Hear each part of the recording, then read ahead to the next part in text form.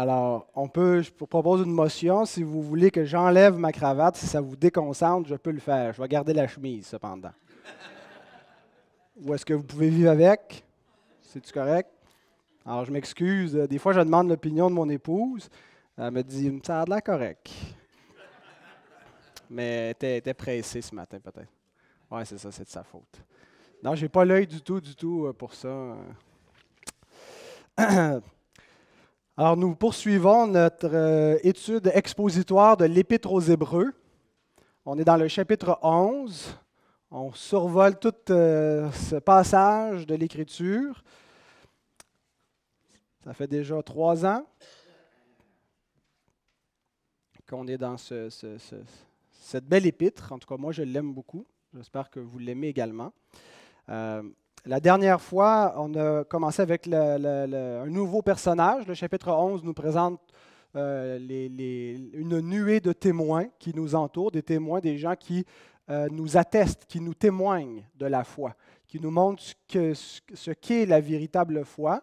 Et on a commencé avec Moïse et aujourd'hui, on va terminer la portion qui concerne Moïse. Et ce qu'on a vu concernant Moïse jusqu'à présent, d'abord, c'était la christocentricité de la foi, que Christ est central à la foi et qu'il l'était aussi dans l'Ancien Testament, comment Moïse était une figure christique, une figure de Christ dans l'Ancien Testament. On a vu l'enfance de Moïse qui caractérisait la désobéissance de la foi, non pas la sienne, mais celle de ses parents, qui l'ont caché malgré l'ordre du Pharaon et qui ont défié la désobéissance civile, mais par la foi, et comment Dieu a béni et honoré le courage qu'ils ont eu. Et ensuite, on avait vu la vie adulte de Moïse qui était caractérisée par le prix de la foi, que Moïse a été prêt à sacrifier les trésors de l'Égypte, la gloire de ce monde et tout le confort et les bénédictions qui pouvaient être les siennes comme le fils de la fille de Pharaon, et qui s'est plutôt identifié avec les Hébreux qui étaient persécutés, qui étaient un peuple d'esclaves, parce qu'il a vu quelque chose de plus grand que cette persécution. Il a vu l'opprobre de Christ comme une richesse plus excellente que celle de l'Égypte. Et il a vu par la foi les gloires qui étaient en Jésus-Christ. Et il a payé le prix de la foi en sacrifiant la gloire du monde. Alors, on va poursuivre notre lecture. Et la portion d'écriture, c'est les versets 27 à 29 qui continuent donc l'histoire de Moïse. Bon matin, bienvenue. Bon matin. Alors, Hébreux 11, 27 à 29. C'est par la foi qu'il quitta l'Égypte, Moïse donc, sans être effrayé de la colère du roi, car il se montra ferme comme voyant celui qui est invisible. C'est par la foi qu'il fit la Pâque et l'aspersion du sang, afin que l'exterminateur ne touchât pas au premier-né des Israélites. C'est par la foi qu'ils traversèrent la mer Rouge comme un lieu sec, tandis que les Égyptiens qui en firent la tentative furent engloutis. On va demander au Seigneur qu'il puisse bénir sa parole. Notre Dieu, nous sommes conscients que cette écriture que nous venons de lire a été écrite par un homme, mais qui a été inspirée par toi. Toute écriture est inspirée de Dieu. Elle est sortie de ton cœur pour entrer dans le nôtre et nous désirons que ta parole habite richement en nous, Seigneur. Nous te prions de nous donner dans ta grâce, par ton Saint-Esprit, la capacité de comprendre ta parole, de rester concentrés, Seigneur. Nous sommes facilement distraits par nos pensées, par nos préoccupations, par peu importe ce qui peut se passer dans l'ambiance, dans l'environnement, Seigneur. Nous te prions que toute pensée puisse être amenée captive à l'obéissance de Christ, afin que rien n'interfère avec notre communion avec toi, que nous puissions être édifiés dans ta connaissance, dans la vérité.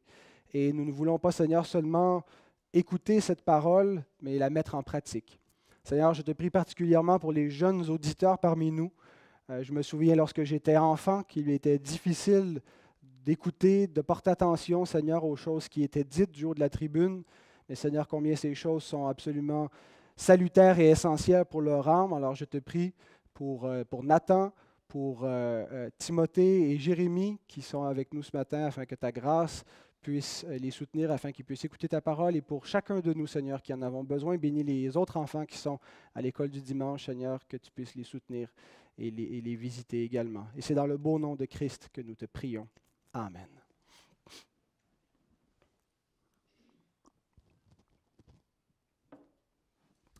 Alors, il y a 3 versets dans notre texte, et les 3 versets commencent par « C'est par la foi ». Alors, ça nous révèle 3 caractéristiques supplémentaires de la vraie foi. C'est vraiment, encore une fois, le but du chapitre 11, nous définir dans le détail ce qu'est une véritable foi à salut.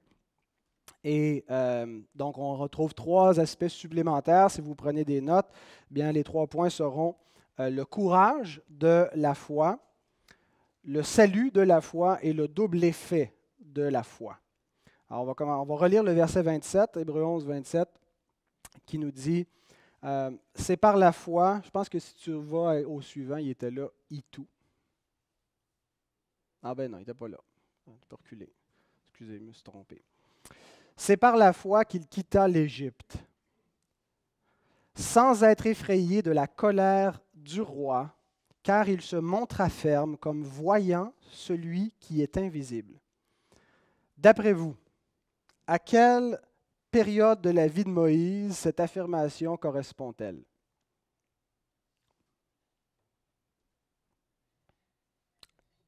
À la fin, quand ils ont quitté l'Égypte? À l'Exode?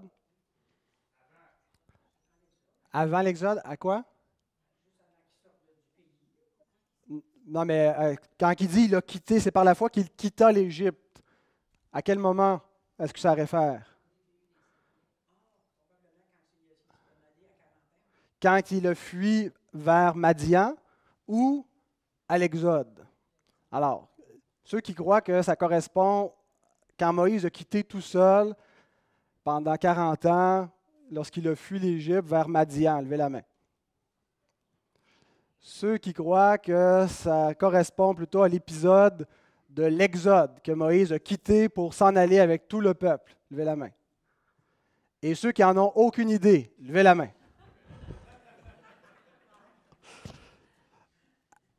Après avoir fait l'étude, j'ai lu les commentateurs, je suis incapable de trancher, honnêtement.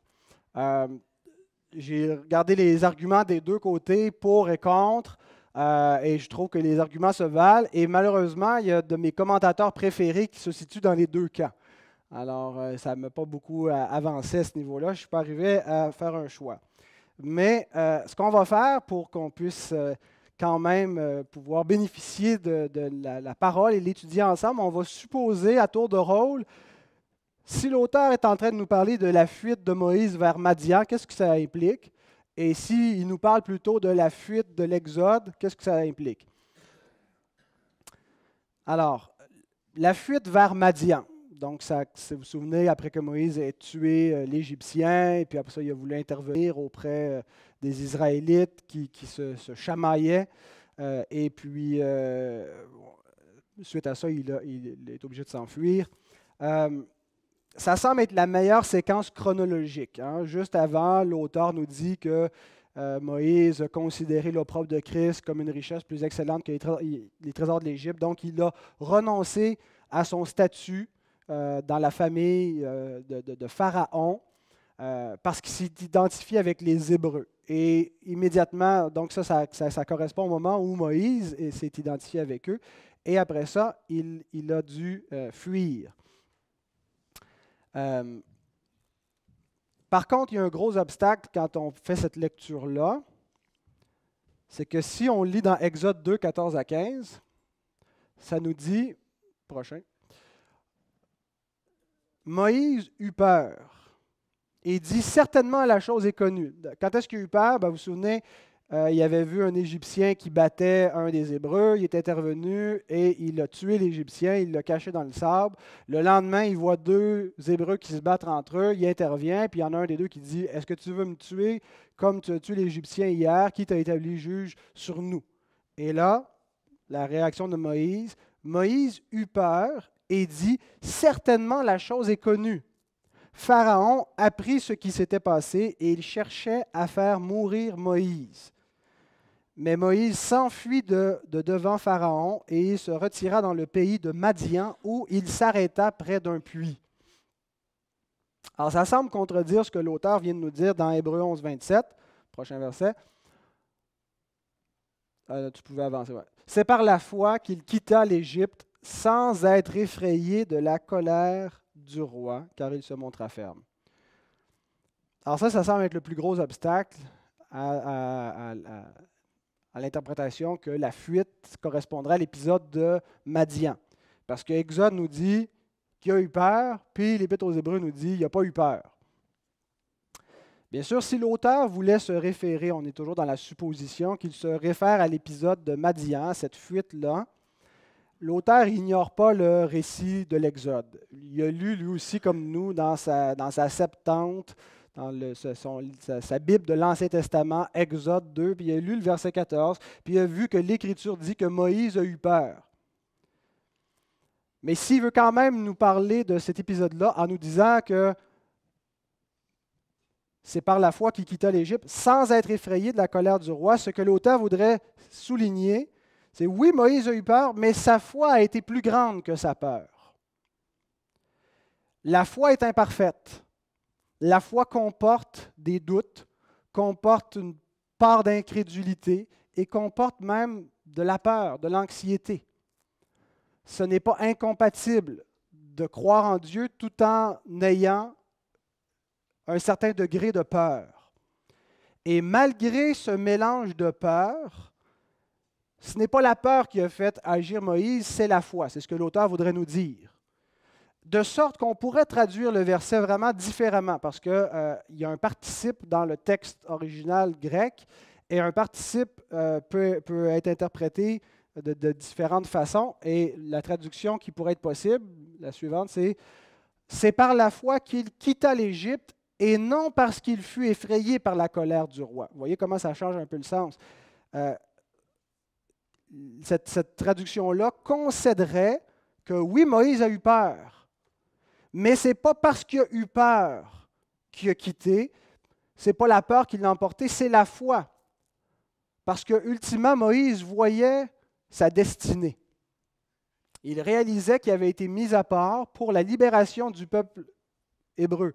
D'ailleurs, vous vous souvenez quand Étienne, pas lui qu'on a baptisé il y a 2 semaines, celui qu'on retrouve, le premier martyr de l'Église, nous dit dans le livre des Actes, quand il prêche à la nation juive, puis il relate cet épisode-là où Moïse est intervenu, puis il dit, il pensait que le peuple allait comprendre que Dieu leur accordait la délivrance par sa main, mais le peuple n'a pas compris. Étienne interprète donc l'intervention de Moïse auprès de l'Égyptien puis auprès des Hébreux, comme quoi que Moïse comprenait sa vocation de libérateur du peuple de Dieu. Mais le peuple ne l'a pas compris. Et donc Moïse avait la foi, il voyait sa destinée, il a cru à son appel. Et donc l'auteur nous dit, oui, il a eu peur, mais c'est par la foi qu'il a quitté. C'est parce qu'il savait qu'il y avait une mission, puis il devait quitter s'il devait remplir sa mission pour libérer le peuple. Alors cette possibilité montrerait que le courage de la foi n'exclut pas la faiblesse et la peur de l'homme. On peut avoir une foi qui est authentique, qui est victorieuse, qui vient de Dieu, tout en ayant des émotions de peur, tout en étant confronté à notre propre faiblesse humaine. Et ce que le texte souligne ultimement, c'est que la crainte de Dieu est plus forte que la crainte des hommes chez les croyants. Vous savez, nous craignons les hommes. On a peur de ce que les autres pensent de nous.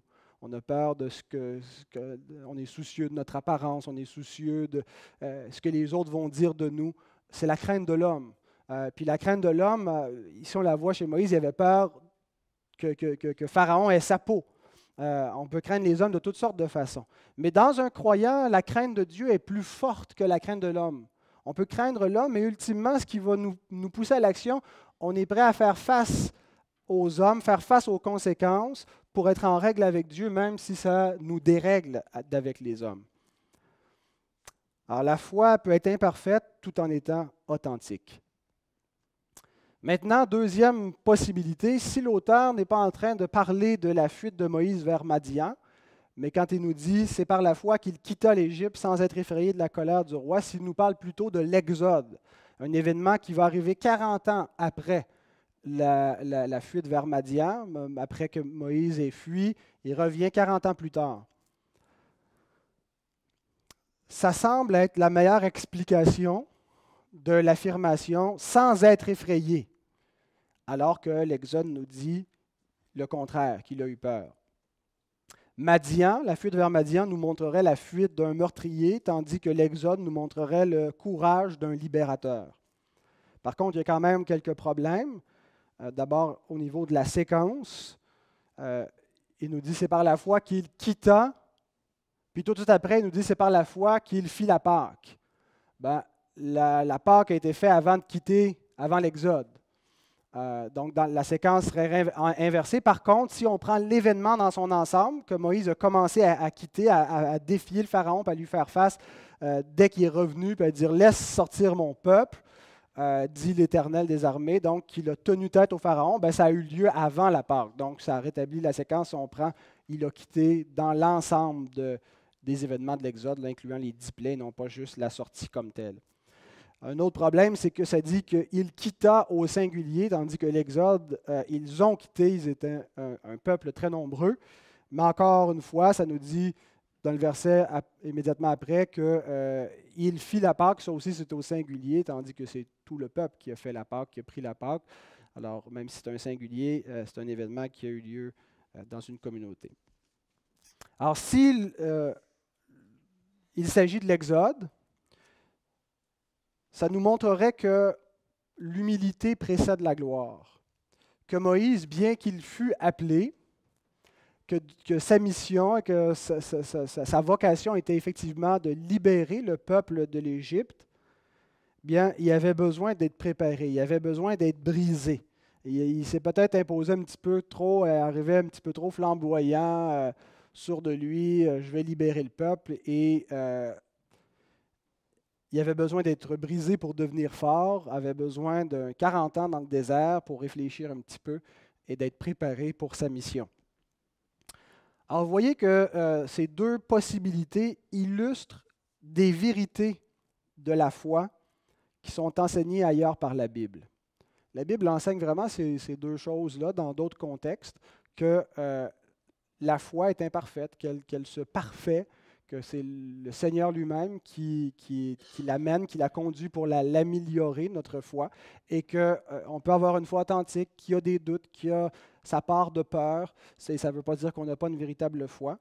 En même temps que l'Écriture nous enseigne qu'une maturité dans la foi, qu'on a besoin d'être humilié pour grandir. Et donc, c'est sur le plan, si on veut, théologique ou de l'application, ces deux vérités demeurent vraies.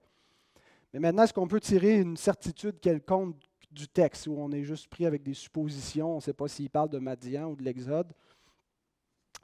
Bien, dans un cas comme dans l'autre, je pense que l'idée centrale du verset 27, ce que le verset nous montre, c'est le courage de la foi.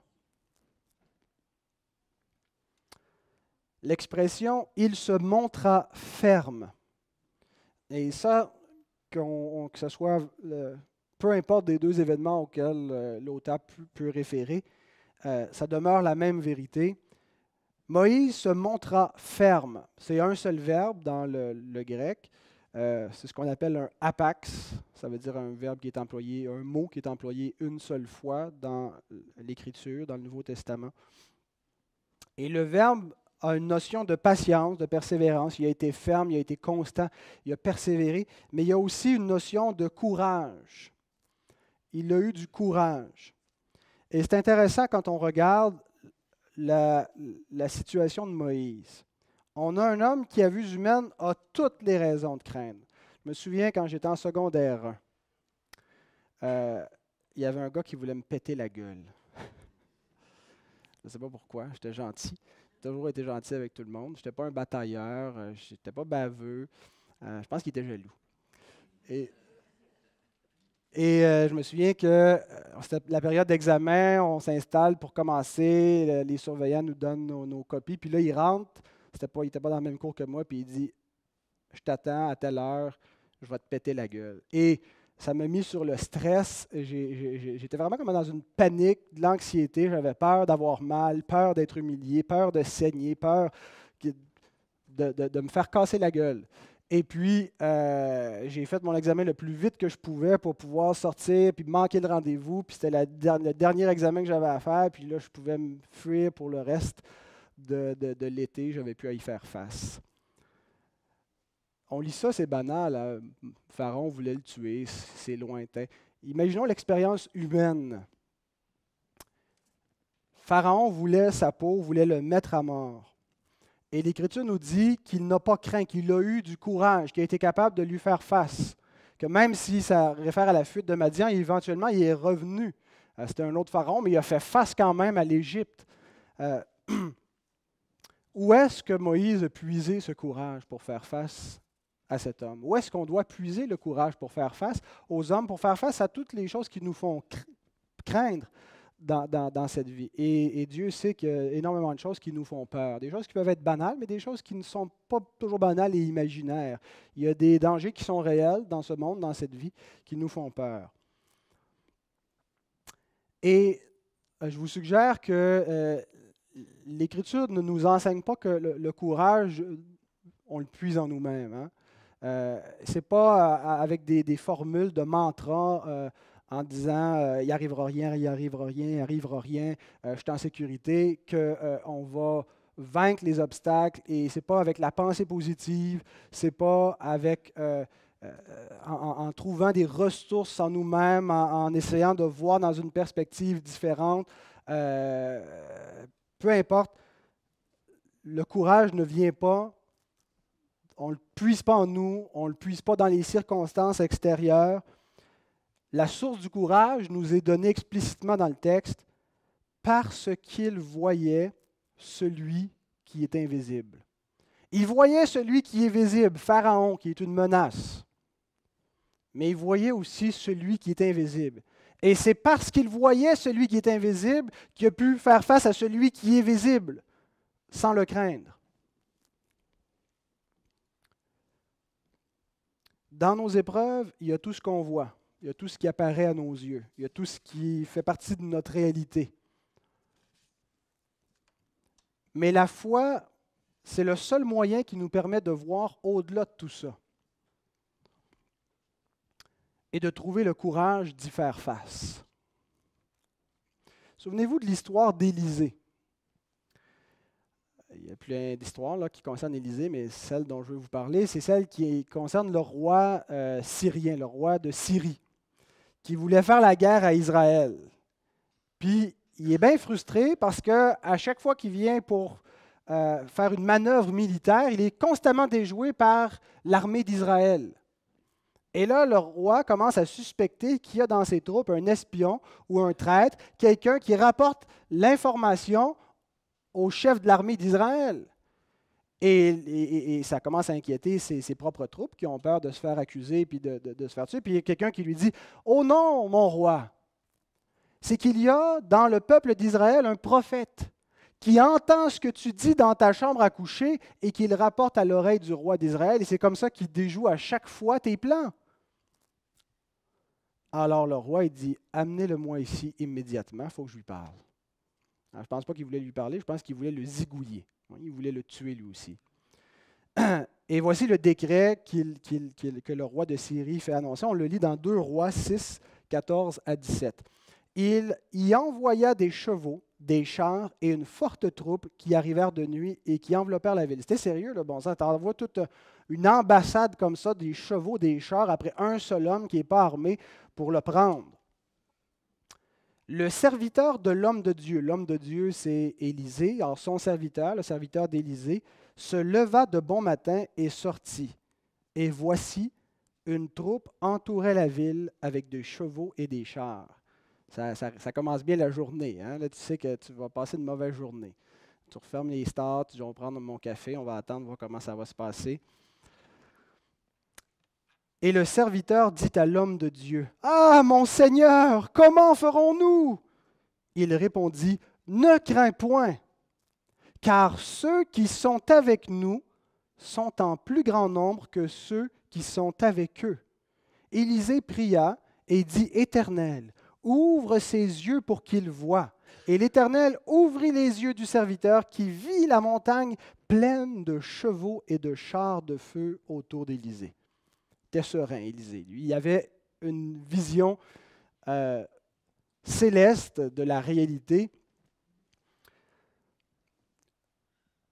Bien sûr, cet épisode-là, c'est un passage, si on veut, qui est unique. Est-ce que ça arrivait à d'autres moments que Dieu permet une vision comme ça à ses serviteurs? Certainement, mais ce n'est pas la norme. Généralement, quand il y a du danger, c'est plutôt rare que Dieu nous permette de voir les choses. Et d'ailleurs, l'Écriture nous encourage à croire sans voir.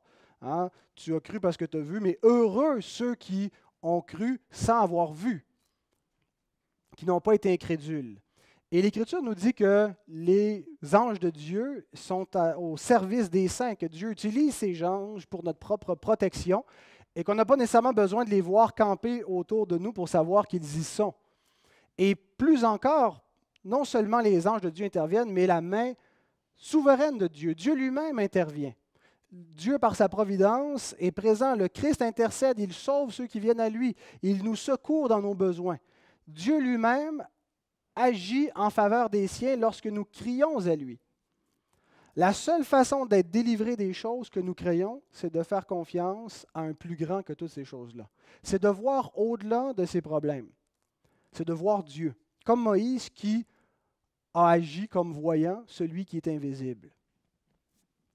Et de se rappeler ceci, cette promesse, Romains 8, 28. « Toute chose concourt au bien de ceux qui aiment Dieu, de ceux qui sont appelés selon son dessein. » Ça ne dit pas que ceux qui aiment Dieu n'auront que du bien, aucun malheur, mais que toute chose qui leur arrive, incluant le malheur et la souffrance, concourt à leur bien. Et la seule façon de comprendre ça, c'est de le recevoir dans la foi. Lorsque nous traversons le malheur et l'épreuve, qui peut parfois mener à la mort ou à la souffrance, nous devons le voir dans une perspective de foi. Voir que ces épreuves-là ne viennent pas nous dire que la fidélité de Dieu vient de tomber en panne, que Dieu n'entend plus nos prières, qu'il est parti en voyage. Ce que nous devons comprendre lorsque ces épreuves-là arrivent, c'est qu'elles concourent à notre bien. Peu importe la perspective que nous en avons, nous devons avoir une perspective de foi et voir au-delà, dans une perspective d'éternité, que notre existence ne se résume pas à ces malheurs. Et même si elle devait mettre fin à nos jours, les épreuves, parce que ça a été souvent le cas pour plusieurs serviteurs de Dieu qui sont morts dans l'épreuve, qui n'ont pas été délivrés. Si plusieurs ont été délivrés, plusieurs ne l'ont pas été. Mais même la mort ne les a pas séparés de l'amour de Dieu. Les croyants, les enfants de Dieu, sont triomphants dans toutes les circonstances, même dans la mort, parce que leur existence n'est pas limitée à l'élément, à la sphère temporelle et terrestre, mais elle est éternelle.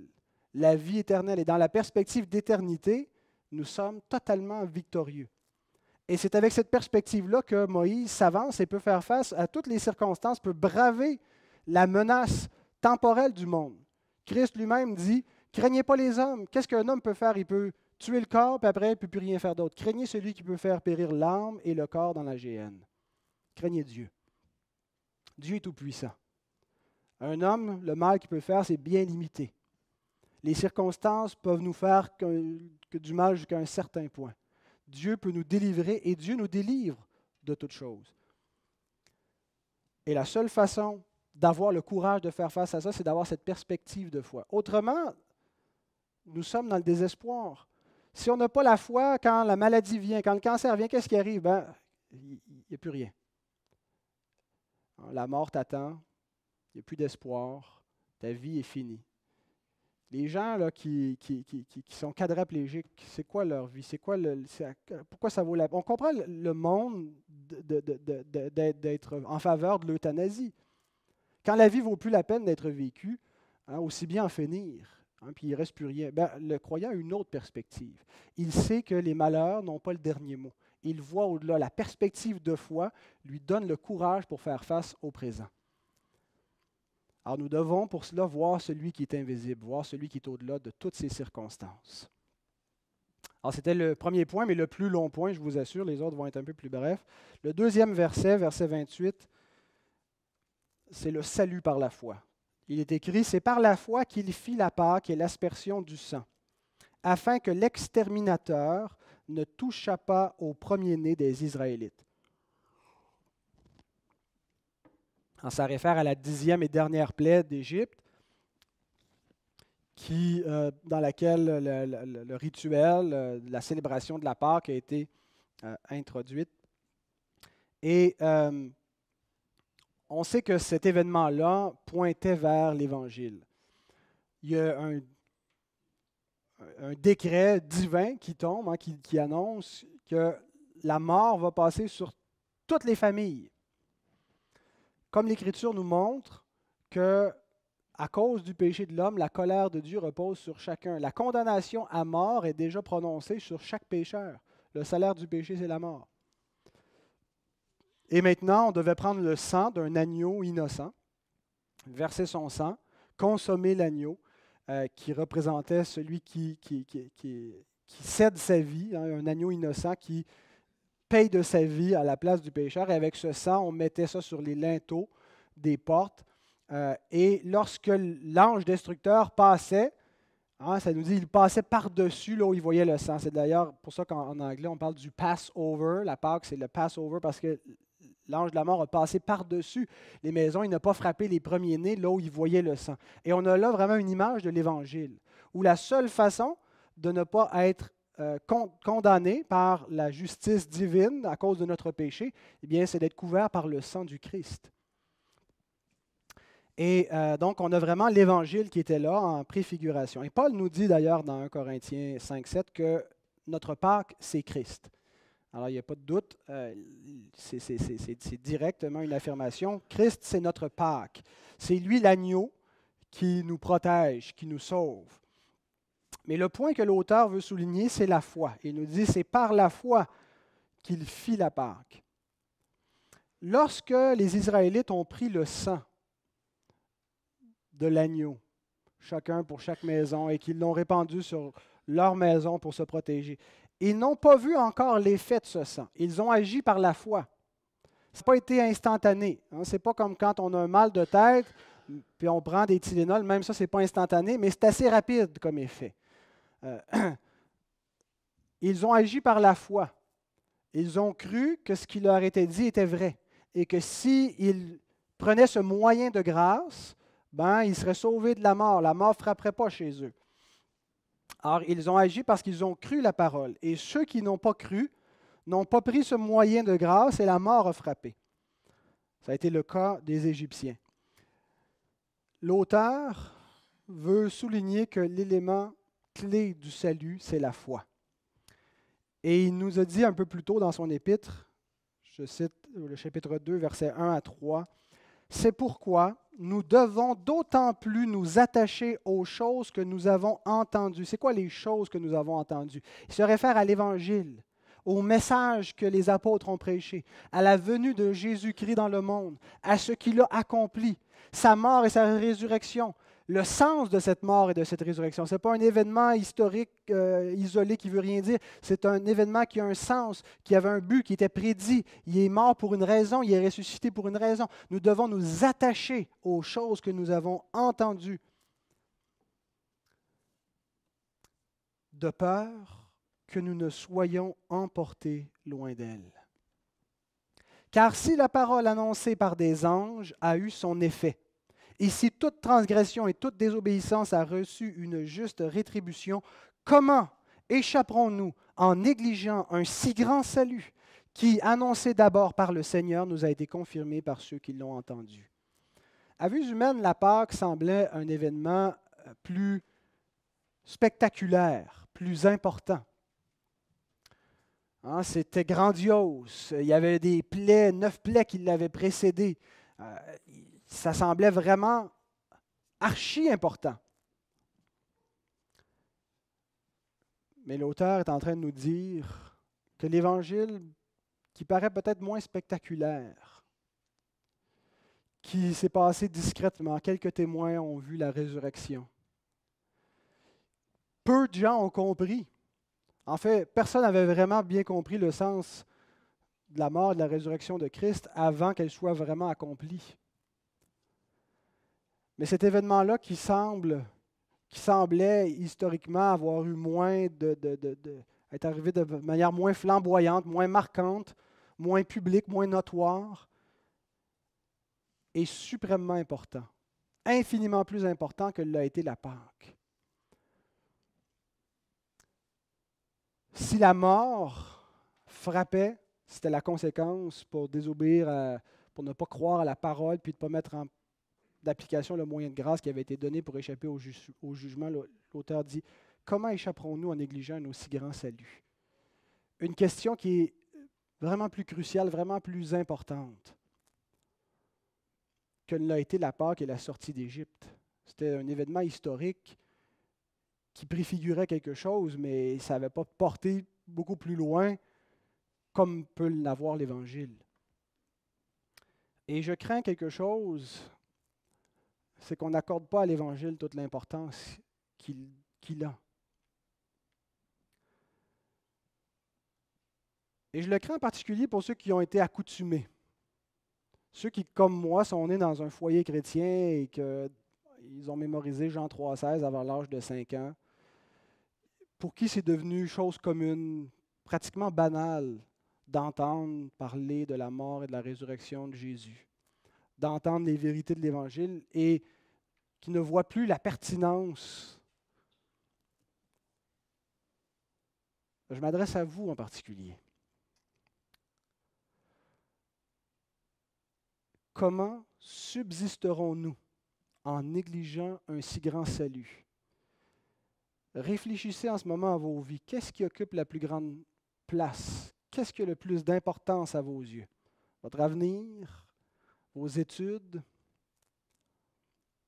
votre char, votre travail? Est-ce qu'il peut y avoir quelque chose de plus important, de plus crucial que cet évangile-là qui a des répercussions éternelles? Et c'est pourquoi l'auteur nous dit, nous devons nous y attacher. Si on ne se sent pas attaché, si on se sent un peu indifférent, faisons tous nos efforts pour laisser tout de côté, crier à Dieu pour qu'on puisse s'y attacher, de peur d'être emporté loin de ces choses, d'être emporté par les soucis, les inquiétudes du siècle présent et considérer comme peu de choses l'Évangile éternel de Jésus-Christ. Parce que c'est par la foi que nous sommes sauvés, en croyant cet Évangile. Et la foi se manifeste dans l'importance que nous accordons à cette parole. Quelqu'un ne peut pas dire qu'il a la foi s'il néglige l'Évangile. Il ne peut pas dire qu'il croit vraiment une foi à salut s'il considère comme peu de choses, peu important. Il peut dire, en théorie, c'est très, très important, mais l'importance qu'on accorde véritablement par opposition aux autres choses dans notre vie, à l'Évangile, va révéler si véritablement nous avons la foi. Et je termine avec le dernier point, verset 29, le double effet de la foi. C'est par la foi qu'ils traversèrent la mer Rouge comme un lieu sec, tandis que les Égyptiens qui en firent la tentative furent engloutis. On a un long récit, je ne vais pas le lire, mais si vous voulez lire le récit, c'est Exode 14, 10 à 31, qui nous rapporte comment cet événement s'est produit. Le peuple est coincé, ils viennent sortir d'Égypte, tout semble aller bien, ils ont plié bagages, et l'armée de Pharaon s'est mise à les poursuivre derrière avec les chars et les chevaux, et il n'y a pas de passage devant. C'est la mer qui bloque, ils ne peuvent pas fuir. Derrière, il y a l'ennemi qui les poursuit. Comment est-ce qu'on va s'en sortir? Et c'est vraiment, si on veut, une parabole du salut. Il n'y a pas d'issue possible. Ça prend un miracle, ça prend une intervention divine. Et le passage que Dieu ouvre par Moïse, le passage de la mer Rouge, c'est vraiment une parabole de l'Évangile. Il n'y avait aucun issue.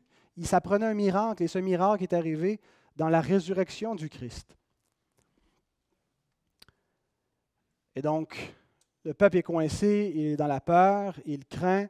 Et Moïse dit, restez calme, regardez Dieu, il va agir. Et ces Égyptiens, c'est la dernière fois que vous les voyez. Et Dieu ouvre un passage dans cette mer, le peuple a pu passer à sec, et les Égyptiens qui en firent la tentative ont été engloutis par les flots de la mer qui sont revenus sur eux.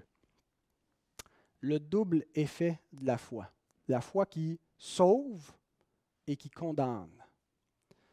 Et je suis conscient que ce n'est pas une doctrine, un élément de la foi biblique qui est enseigné souvent, mais pourtant l'Écriture l'enseigne sans s'excuser. On le voit d'abord quelques versets plus tôt avec Noé. C'est par la foi que Noé, verset 7, construisit une arche pour sauver sa famille. C'est par elle qu'il condamna le monde. La même arche, la même foi, sauve sa famille, condamne le monde. Le déluge qui a porté l'arche a emporté le monde. Le double effet de la foi. Et cette réalité nous est présentée principalement du Christ. Le double effet du Christ. La pierre angulaire. D'abord, dans les récits de la Nativité, lorsque Christ est né, souvenez de Siméon, ce vieil homme à qui Dieu avait promis qu'il ne mourrait pas sans avoir vu le salut, sans avoir vu le Messie. Il dit de lui, Luc 2, 34, « Voici cet enfant est destiné à amener la chute et le relèvement de plusieurs en Israël. » C'est exactement ce que le Christ a fait.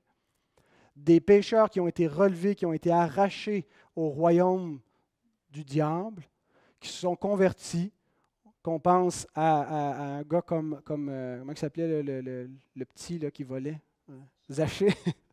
Le salut est entré dans la maison de cet homme. Le relèvement d'un fils d'Israël. Mais en même temps, la chute. Les scribes, les pharisiens qui sont confrontés à lui, ils étaient pour eux une pierre d'achoppement. Ils ont été endurcis devant lui. Ils ont vu, mais ils n'ont rien vu. Ils ont entendu, mais ils n'ont rien compris. Et de sorte qu'ils n'ont pas pu se repentir et croire et être sauvés.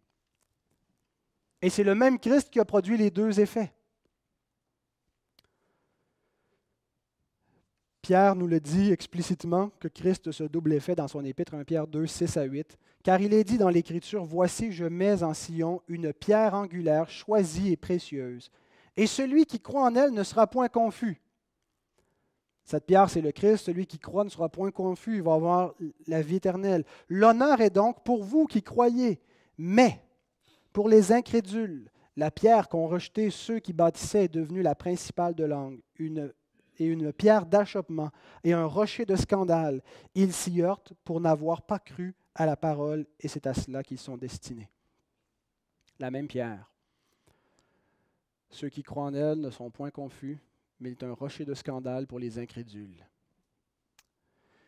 Et l'Écriture va plus loin. Elle nous applique cette réalité qui est en Jésus-Christ, qui est la pierre de touche. Une pierre de touche, elle servait à déterminer la valeur d'une chose, à révéler la nature d'une chose. Christ est la pierre de touche qui démontre l'état spirituel de l'homme, de quel côté il se situe. Alors, ce double effet de Christ, eh bien, il est vrai également des croyants. 2 Corinthiens 2, 15 à 16. Nous sommes en effet pour Dieu la bonne odeur de Christ, parmi ceux qui sont sauvés et parmi ceux qui périssent. Aux uns, une odeur de mort donnant la mort. Aux autres, une odeur de vie donnant la vie. Et qui est suffisant pour ces choses? Qui est suffisant pour ces choses? La tentation, c'est qu'on ne veut pas être une odeur de mort pour ceux qui périssent. Et il y a beaucoup d'églises qui tombent là-dedans. La mondanité. Comment est-ce qu'on peut plaire au monde? Comment est-ce qu'on peut rendre le culte agréable pour les non-croyants? Comment est-ce qu'on peut prêcher le message de l'Évangile pour qu'il soit attrayant, pour qu'il ne soit pas un scandale, pour qu'il n'offense pas, pour que personne ne se sente rejeté, pour qu'il soit inclusif, pour qu'il soit le plus beau possible, pour qu'il ne soit pas une odeur de mort? Et vous savez, lorsqu'on refuse d'être une odeur de mort pour ceux qui périssent, on ne peut pas être une odeur de vie pour ceux qui sont sauvés. Parce que c'est la même odeur qui produit deux effets différents. C'est l'odeur de Christ en tout lieu qui produit la mort pour ceux qui périssent et la vie pour ceux qui sont appelés. qui est suffisant pour ces choses. Et c'est pour ça que dans les versets qui suivent, Paul dit, mais nous n'altérons pas la parole de Dieu comme font plusieurs. C'est de manière authentique, c'est devant Dieu que nous prêchons, que nous faisons toutes ces choses. On n'essaie pas de plaire aux hommes, on essaie d'être fidèle à Dieu, en acceptant toutes les conséquences. Frères et sœurs, croyons de tout notre cœur à Jésus-Christ et son Évangile. Souvenez, Paul, à un moment donné, écrit à Timothée, puis il lui dit « Souviens-toi de Jésus-Christ ». C'est quand même particulier comme parole, comme s'il était sur le point de l'oublier. « Souviens-toi de Jésus-Christ ». Souvenons-nous de Jésus-Christ, qu'il ne devienne pas juste quelque chose en périphérie dans notre culte, dans notre vie de famille, dans notre vie, qu'il soit central à notre vie, que lorsque nous nous levons le matin, la première pensée soit dirigée vers lui. Seigneur, gloire à toi. Aide-moi aujourd'hui à vivre pour ta gloire, à respirer pour ta gloire, que je n'ai pas d'idole dans ma vie, que je n'ai rien d'autre qui a une plus grande priorité, auquel j'accorde plus d'importance qu'à toi. Souviens-toi de Jésus-Christ. Donne-lui tout ton cœur, toute ta pensée. Prends garde aux idoles, prends garde à tous ceux qui veulent avoir sa place, avoir la révérence, la confiance qui lui est due. Confie-toi en lui de tout ton être,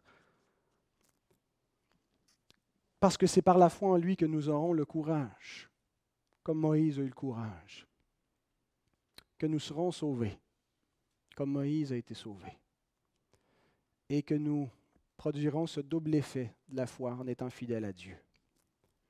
Soyons fermes dans cette foi. Amen.